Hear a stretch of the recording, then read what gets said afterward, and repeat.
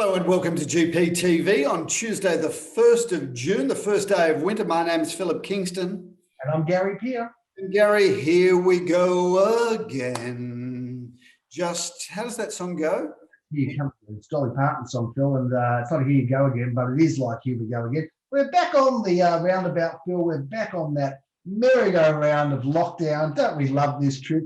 I tell you one thing, we're getting used to it and we know how to work with it, Phil. I have to say that. What do you think?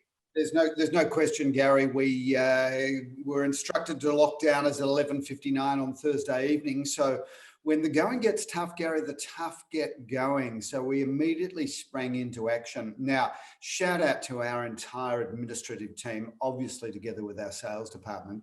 We've got the best people, Gary. We were able to turn around essentially 20 auctions to deliver 100% clearance on Thursday evening. And we had our auctions kick off all over the place. We did a whole lot on site. We did a whole lot of out of our project marketing office in Balaclava Road. I don't think I got home till about 10:15. What about you? It was a late night, Phil. Sales kept going right into the evening, and it was lots of fun, actually, really, I suppose, if you think about it, because we're selling, we're auctioning, we're on site, we're in boardrooms, we're obviously on our site in Balaclava Road, in that very impressive centre of ours, Phil, which, we never really thought that would be the auction rooms, but it ended up becoming auction rooms for us. And look, 20 out of 20, that's 100% clearance. Put the towers up because they count, and there is a 93% industry clearance. And I reckon that's probably accurate, Phil, because I think what a lot of agents have done is it actually pushed off those properties that they maybe weren't confident they would sell at auction, because there was something like 1,400 or 1,500 scheduled, a second biggest weekend of the year, second biggest auction weekend of the year, Phil. But there was, lo and behold, only 370 held, of which we had probably, about 8% of those, I think, Phil, which is pretty scary, isn't it? Or maybe a bit less. Anyway, big week of auctions. There were some big results too. Want to run through them. But before the results, Gary, I don't think we can let this moment go by saying this is a non-political show, viewers, although it's been pointed out many times that Gary, the anchor of the show, is a far-right supporting fascist bastard. I'm so not, by the way, but that's okay. People have to say. So politics aside, viewers, a couple of things to point out.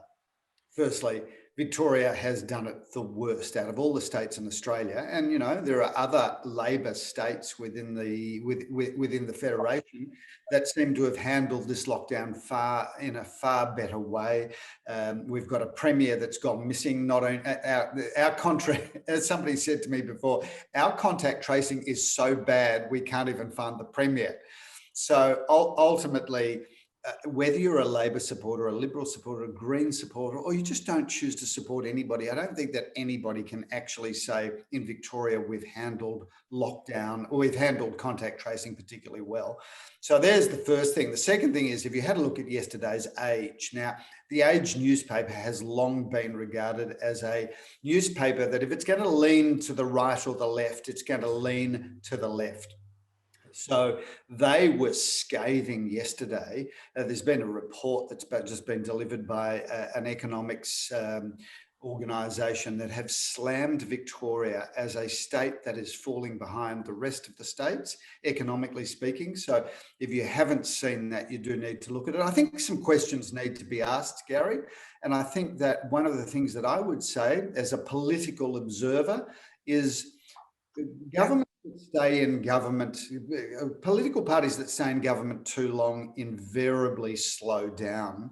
And it looks like this government is letting the state of Victoria down. Phil, we've got, for the first time, maybe a Phil and Gary beef. I think we can put it both up, because I've got to say, here's my view, and I'm going to say, you can say whatever you like about politics, but I'm going to put politics to the side here, Phil, because let me tell you, it was a Liberal premier that was making these blunders, or a Liberal government, I'd be just as scathing, I can tell you now. But this is what I put it down to. You see, we're proud Victorians, right? We grew up Victoria. You actually grew up a little bit in New South Wales. You jumped across when you were a teenager. But look, as a proud Victorian with a competitive nature, Phil, I just want to win. That's it. And we come from a state that was the business capital, the arts and culture capital, the sporting capital of Australia. So this state of Victoria that we are proudly residents of, this was the winner's state, Bill. And, I don't like being beaten by New South Wales. So I'm just going to put it down that way. But it just seems and it feels like, you just can't forever say that we're unlucky in Victoria. You can't have that much bad luck, Bill, because we've got the COVID sites. One of our people in our office, his partner was at the MCG, went to go and get COVID tested, waited for an hour and a half in line, and then the COVID testing got suspended.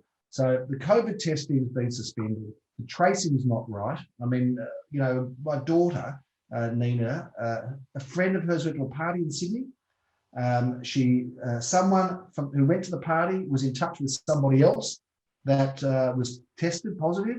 So everyone just got shut down that was at the party. They all got isolated. They all got tested, Phil. The rest of Sydney and New South Wales just operated, Phil, because their contract tracing is so good. And we've been to Sydney. We've seen how it can work and it can run. Yet someone in Warrnambool, 2.5 hours away, Phil, 3 hours away, cannot have a funeral for their child because of the restrictions. There's people walking around in Mildura saying, what the hell's going on? They haven't had a case ever there anywhere near there. It's just crazy. It's like a real estate agent saying, look, I stuffed up the photos, I stuffed up the open inspections, I didn't do the auction well, and I sold it less than our competitor just sold a property, but we set the goals down and we're really good. I don't think any vendor's going to buy it. And by the way, I want your next property for sale. You can't blame me for all the mistakes of the past, even though I was the one that made the mistakes. Gary, I think if you haven't read this article in Yesterday's Age, you have to read it, because ultimately questions have to be asked. I mean, ultimately, again, this is a non-political show, or maybe it is, maybe it's not, but a non-political show. Questions have to be asked. If this state is going backwards, and I'm very proud of Melbourne, I'm very proud of Victoria, I love Australia.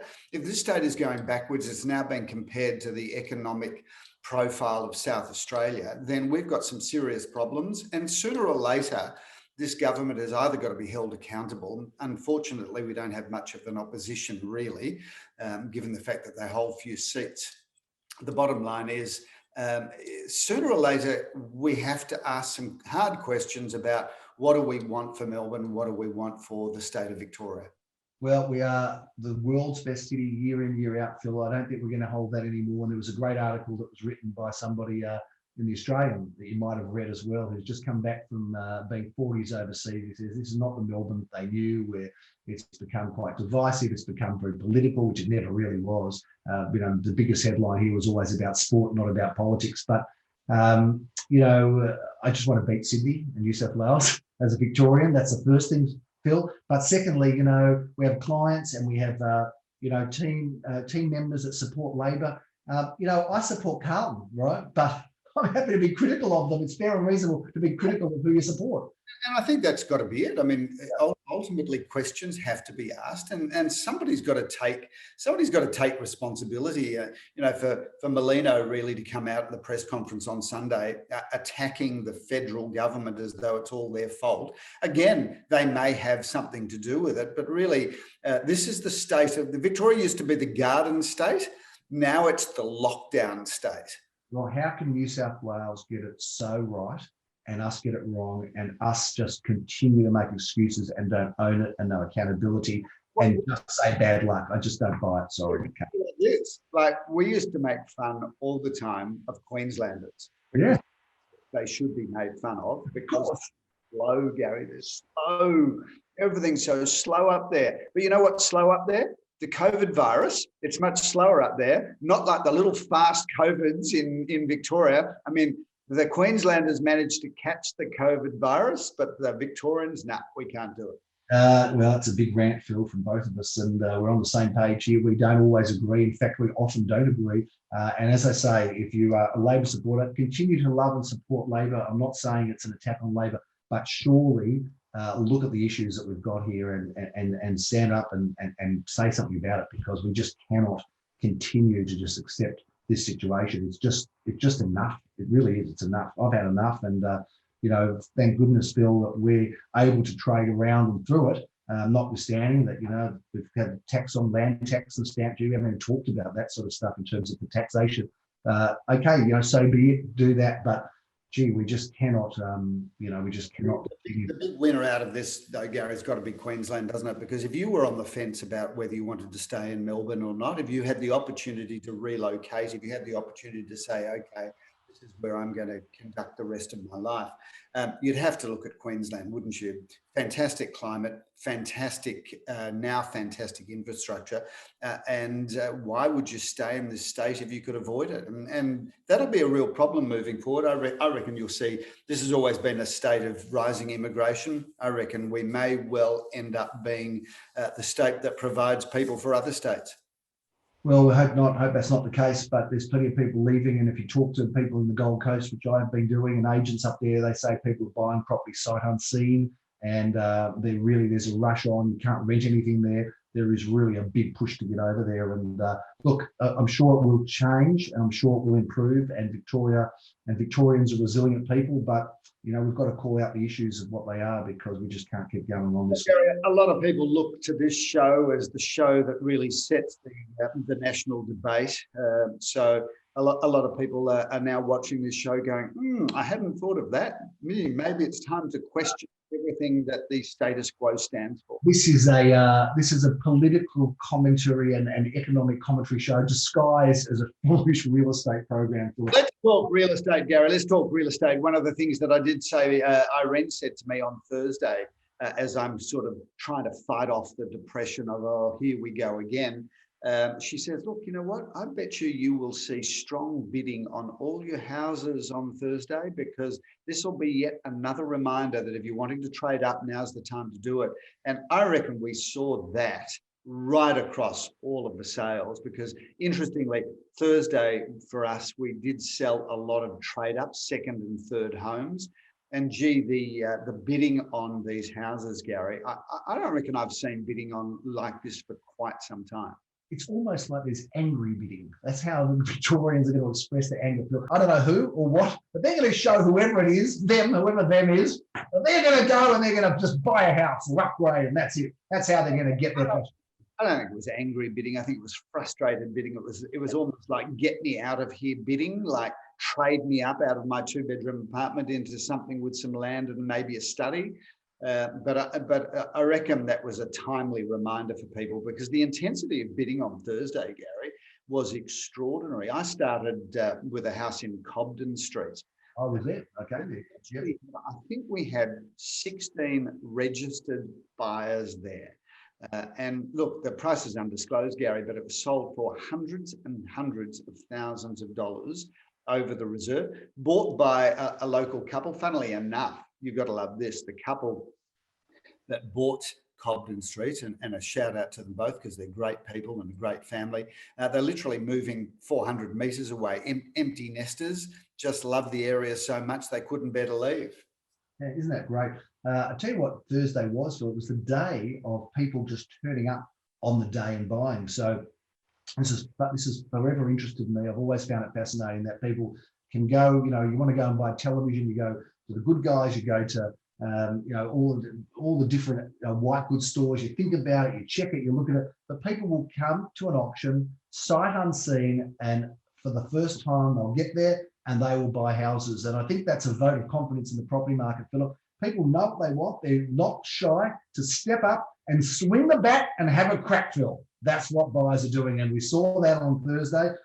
We saw lots of competition. We saw people get their act together, drop everything and run to auctions. It was fascinating. Actually, somebody didn't even have a car. One of our auctions in Balmoral Avenue had no transport. Our sales agent, Lamore, went eagerly and enthusiastically picked the person up, drove them to the auction, helped them buy it. And lo and behold, they were the purchaser of that property. But some great results. Look, 26 Northern Avenue.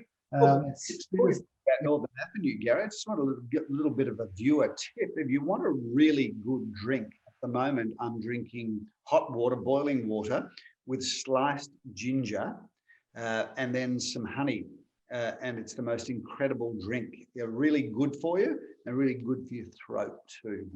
You need to have a clear throat, Phil, because of course you're a very busy man calling those auctions. How did it feel on the weekend not to have to be auctionless on the weekend? Auctionless, Gary. I've got to tell you, I really don't understand how people have a weekend every week. Right. I mean, I can cope with a weekend once every lockdown. Well, mind you, that's kind of every week now, isn't it? I can cope. I can cope with a weekend off occasionally, but gee, if I had to do this every weekend, I'd have to either get some hobbies or some friends, or I don't, how do people do it every five? Apparently, Gary, every 5 days, people have 2 days off in a row. It's an extraordinary concept. We've never really experienced, so we wouldn't know, Phil. But it was interesting on the weekend to see how the other half lived, because we're prohibited from doing opens and auctions. So I've got to tell you, walking around the local area, Caulfield Park, was jam-packed. I don't know about the spacing requirements there, Phil, but it was just like a herd of people all circling around Caulfield Park. With people out in the street. I got to say, walking around Caulfield, just smiling and saying good day to people. It's actually a really nice way to spend a weekend, although we can do that at auctions and commercialise it as well, which we usually do. But still, that's how the other half live, Phil. And let's get through some of our results, because people want to know what's happening in the world of real estate with our 100%, 20 out of 20 versus industry 93%, Phil. 100% is impressive. 26 Northern Avenue. I'm pretty sure you did that auction, Phil. 6 bidders slating it out. Gary, and we sold again. That sold for hundreds of thousands of dollars over the reserve, and that seems to be the pattern at the moment. I mean, go figure. Whoever thought we would say we've sold many properties hundreds of thousands of dollars over reserve? Great property though, Gary. No, really good street presence in Northern Avenue. I love that little pocket of East Brighton, a little pocket kind of bounded by Lamcox Park and Hawthorne Road and the two highways. Love that pocket in there, and always does well. And that was a really beautiful home, and shout out to the vendors who had built that. Really lovely young couple moving on. We had a big auction the week before, a few houses away on Elizabeth Street as well, Phil. And that went for way more than we thought. 14 Edinburgh, well, I enjoyed auctioning that home, Philip. It was a home designed by architect Sol Saper, who you and I would remember well, and met Sol a number of times, did a great job, Sol Saper. That property sold for $2,011,000 with 5. Real Mad Men house, that one. So for those of you who haven't watched the series Mad Men, I suggest you do. But you should have done that auction, Gary, with a glass of whiskey in your hand and chain smoking right through the auction, because that was the era, the 1950s and the 1960s. And a nice result there too, Gary, because your son Daniel handled the sale, and my son, I forgot his name for a second. My son Jacob introduced the buyer. So that was a Pier Kingston special, that one. With the aid of Mark Kirkham, who was also on that campaign. And it was a very lovely home, filled with, terrazzo marble and that crazy slate. And yeah, loved it. Phil's 2 Seaview Avenue. Gary, a beautiful house, but we've now cracked the $3 million mark on a number of occasions in recent times. I reckon there's a new, for all the viewers that live in South Caulfield, I think you'll all be delighted if you own a house in South Caulfield to know that we used to say that $2 to $2.5 million was the luxury end of South Caulfield. I reckon it's in 2021 that we can now say safely that the new luxury end of South Caulfield is probably 2.7, 2.8 to $3.5 million. That's the new hot zone for luxury homes. We've sold enough of them now to be able to say conclusively that if you're sitting in a beautiful newish home in Caulfield South, the chances are it's now worth between 2.7 and 3.5. Absolutely, there's plenty of homes in that range as well. Balmoral Avenue, we talked about that, Jeremy Rose's auction, that one. There's been a lot of results and great results, but 3 times still, people just turned up on the day and bid and bought, which is a very, very interesting way of how people are behaving with their property. Phil, people just want to get stuck into it. I don't know whether the price is disclosed, but let's put the house up, 171 Orong Road, St Kilda. Sadly undisclosed, Phil. Yes, sadly undisclosed. I won't say the price, but on the corner of Pullman Court. Shout out to both buyers and sellers there, because both really lovely families, but special shout out to the sellers who lived in that home, improved it, had a beautiful home and made it even better. They're moving overseas, and shout out to them, because it was a beautiful home and they were just so delightful to work for. They were delightful, Phil. That was a great result. And again, great use of our rooms in Balaclava Road. in our NRC, Phil, our new residential collection centre. What a great showroom that is for auction. Who would have thought? So maybe you didn't even know what you were creating, Phil, when you spent way too much money in doing that. Oh, Gary, I had a premonition. I just didn't know what I had a premonition of. Fair enough. Very good. Now, Phil, lots of auctions this weekend. Shall we review them?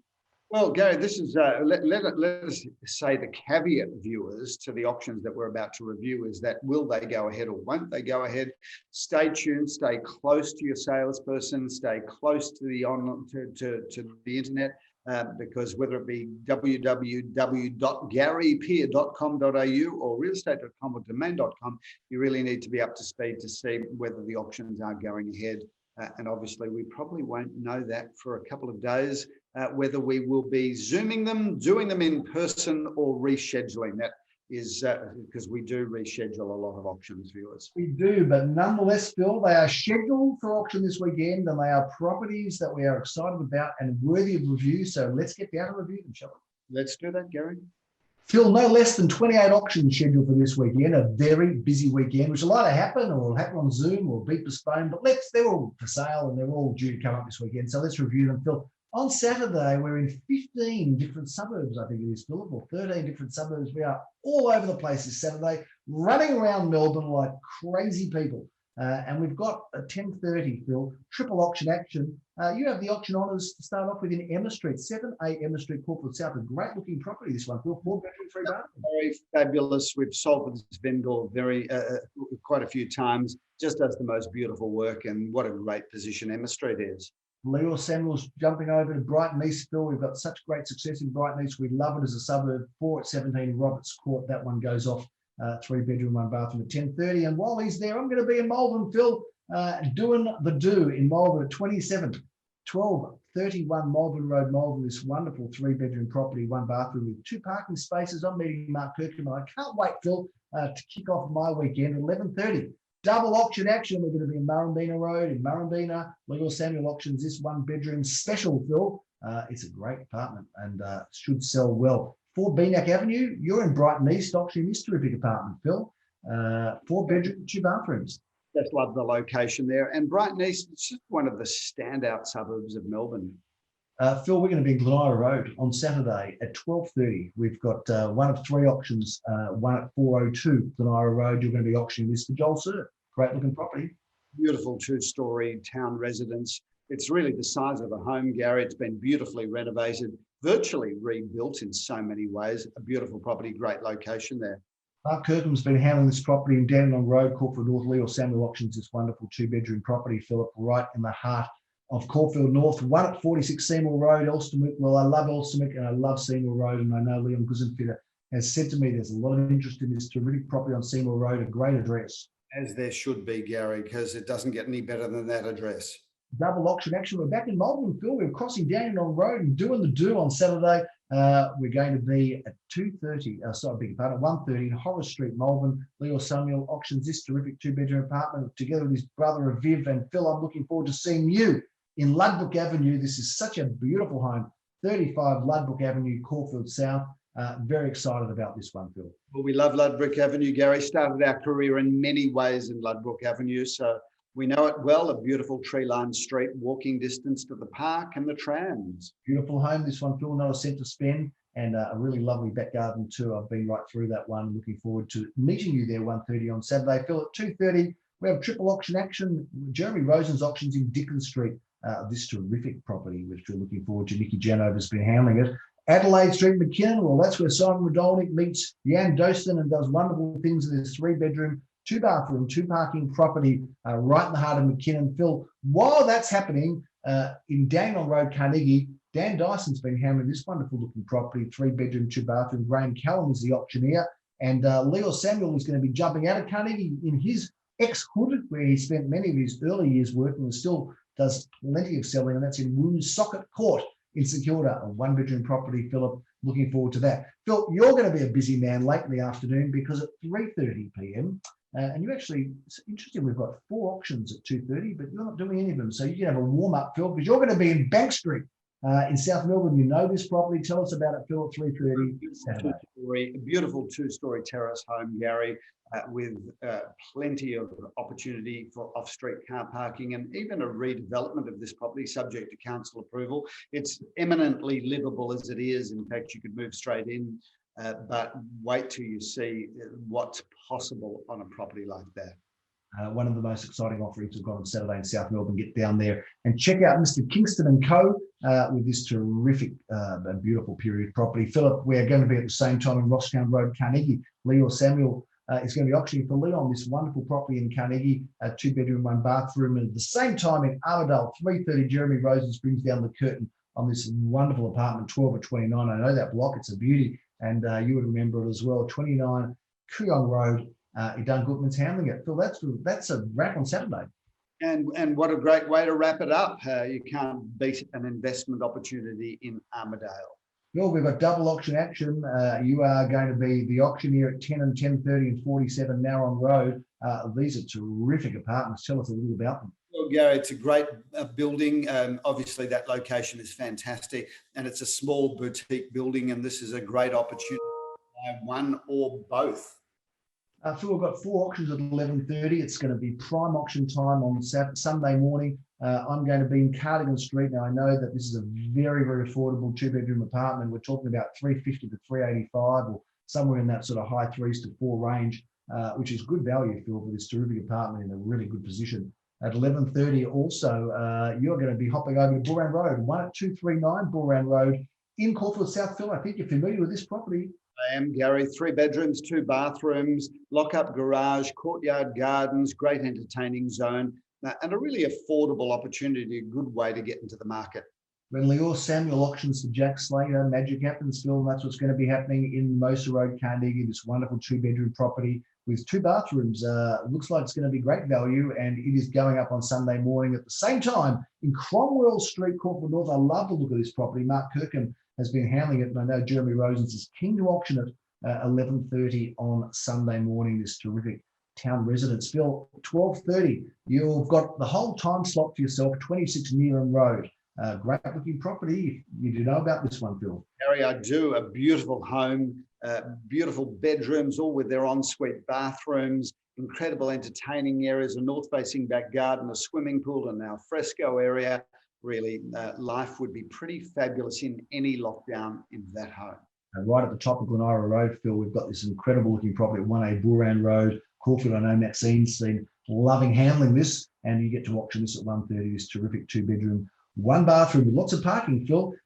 3 parking spaces there, and the images on the screen, as all the properties are, Phil. At 2:30, we've got triple auction action. We're going to be in St Hubert's Road. At 10 St Hubert's Road, the actual site, maybe even the actual apartment of my first ever auction, Phil, as you would remember. I do remember that distinctly, Gary. I was meant to do it, but my dear father had a heart attack, and I'd have to drive home to Cootamundra to make sure that he was okay, and you had to step in and do your first auction. So yes, I remember that like it was yesterday. And thank you for your thanks to your dear old dad. He gave me my auction opportunity, but he's still kicking and going strong. Thank goodness. God bless him. All these years later, Phil, if I would have said to you that day, oh, I don't know how it's going to be for Dave. He's still kicking, playing golf. And how old is David now? Going to be 90 this August. August the 10th, if I'm not mistaken. Fantastic. Well, I'm looking forward to that big celebration, Phil. Let's move on from St Hubert's Road to 2 at 66A Balaclava Road, Caulfield North, where you auction this stunning apartment, well, this penthouse style or penthouse size apartment. Tell us a little about it, Phil. Well, Gary, it doesn't really get any better than that. So I think the photos say it all. They do, Phil. 2 at 253 North Road, Caulfield South. Well, I'm have the honour of auctioning this one. Graham Callan's auctioning that one in St Hubert's Road, if I didn't mention it, by the way. Great apartment too. But I'm auctioning this property in North Road, 2 at 353 North Road. This is a wonderful property, Phil. 4 bedrooms, 2 bathrooms, lots of parking. Very affordable in that kind of low to mid ones. And I'm meeting Leon Guzenfigger there at 3:30. Phil, you're going to be starting to wind down the day, but you won't be winding down the auction. You'll be revving it up at 63 Owen Road in Elsternwick. What a great property. Phil, I grew up walking past this property as a little kid. I know it well. Right on the corner there of Maysbury Grove. tell us a little bit about this wonderful property, Phil. Gary, what a great opportunity, because that's a home that has been used in medical practice for many, many years. So subject to council approval, somebody could operate a professional practice from there, but also a beautiful existing home, great sized parcel of land, and obviously goes without saying, you don't get much better position than that. Your 8th and final auction is at 4:30, Phil. Don't know if you realise you had 8 auctions on Sunday. Did you know that? Gary, it's just warming up. It's going to be at 3 Hart Street, a great address and a great parcel of land, Phil. 3 bedrooms, 1 bathroom, just 2 car spaces, and there's so many ways you could utilise and use and enjoy this particular property and site. We're looking forward to that. I know Daniel Peer has loved handling it, and I'll look forward to seeing you at that auction, Phil, at 4:30 on Sunday, which brings down the curtain on a very big weekend, presuming we get to go out and do what we do, which we won't know probably till later in the week. Well, Gary, let's hope that we have a very, very successful feet on ground in home auctions this weekend. So please, if you've got any sense of sniffles or a sore throat, go immediately and get tested.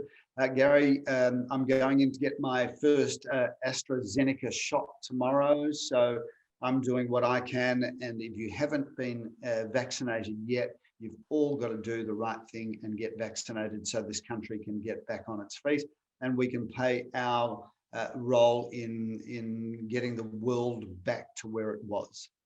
Phil, do you think that there will be special consideration given to those who have had? I mean, forget about travel, because we know that for travel, definitely, if you've had the boost and the shot, you'll get consideration. But let's just say we go into a lockdown now. If you are a person that has been vaccinated, do you get any special rights? Do you think? Do you think that's going to happen if this continues on?